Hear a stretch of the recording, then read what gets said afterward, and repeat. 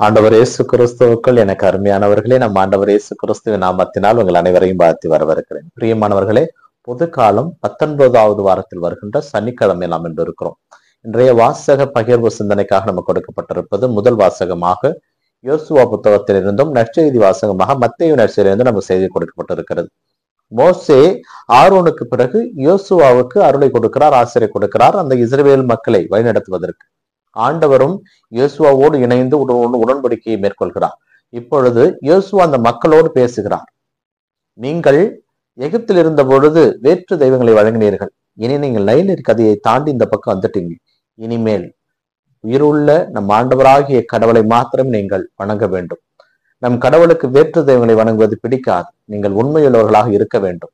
ஆனால் உங்களை பார்த்தால் உங்களால் அப்படி இயலாது என்று தோன்றுகிறது என்று அந்த மக்களிடம் கேட்கின்ற பொழுது, இல்லவே இல்லை, இனி நாங்கள் உயிருள்ள கடவுளாகிய நம் ஆண்டவரையே நாங்கள் வணங்குவோம், அதற்கு நாங்கள் சான்று பகர்கிறோம் என்று அவரிடம் சொல்லுகிறார். அப்பொழுது ஒரு கருவாலி மரத்தின் கீழே ஒரு கல்லை எடுத்து வைத்து, நீங்கள் வேற்று தெய்வங்களை வணங்கினால் இந்த கல் தான் சாட்சி.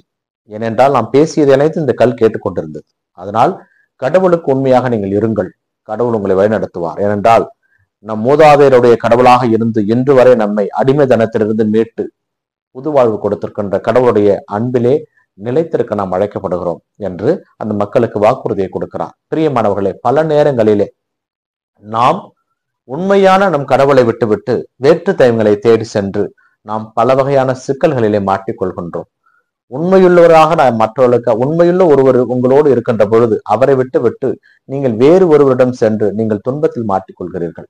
இந்த பிரச்சனைகளுக்கு மத்தியிலே கடவுள் உங்களுக்கு கொடுக்கின்ற வாக்குறுதி, நான் உண்மையுள்ளவன், என்னிடம் நீங்கள் வாருங்கள் என்ற அழைப்பை நம்ம கொடுக்கிறார். ஏனென்றால் அவர் வாக்கு மாறாத கடவுள், நம்மை கருவிலே தேர்ந்து கொண்ட கடவுள், நமக்காக அவர் காத்து கொண்டிருக்கின்றார். பேதுருக்கு எழுதிய திருமுகத்திலே சொல்லப்படுவது போல, உங்கள் கவலையெல்லாம் கடவுளிடம் கொடுத்து விடுங்கள், ஏனென்றால் அவர் உங்கள் மீது கவலை கொண்டுள்ளார். அந்த கடவுள் நம் ஆண்டவர், நமக்கானவர்.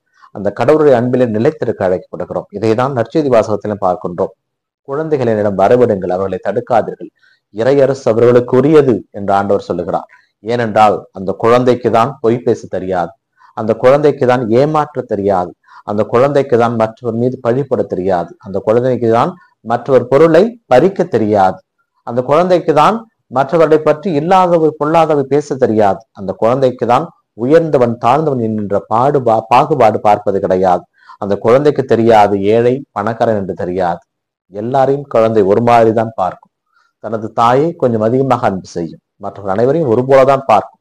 தன் தாயினுடைய அனுமதியோடு மற்றவரிடம் பேச செல்கிறது, தாயின் அனுமதியோடு மற்றவர்களும் செல்லுகிறது. அந்த குழந்தை போல நாம் மாற அழைக்கப்படுகிறோம். ஒரு குழந்தையை போல் நாம் மாறிட்டோம் என்றால் கடவுளுடைய இறை ஆட்சியின் சமபந்தியிலே அமர்கின்ற பேற்றை கடவுள் நமக்கு அருள்வார். அத்தோடு மாத்திரமல்ல, அவருடைய விண்ணக வீட்டிலே அவரை முகமுகமாக காணுகின்ற ஆசீர்வாதத்தையும் நாம் பெற முடியும். அதற்கு நாம் செய்ய வேண்டிய ஒரே வழி, குழந்தையை போல மாற வேண்டும். கள்ள கபட மற்றவர்களாக, எல்லாருக்கும் இறங்குகின்றவர்களாக, இறைவனை ஏற்றுக்கொள்கின்ற உள்ளம் படைத்தவராக மாற இன்றைய வாசகங்கள் நமக்கு அழைப்பு விடுக்கின்றன. இந்த நாள் உங்களுக்கு நீ நாளாகவே அமையட்டும். இறைவனை சென்றென்று வாழ்த்து பெறுவாராக. ஆமேன்.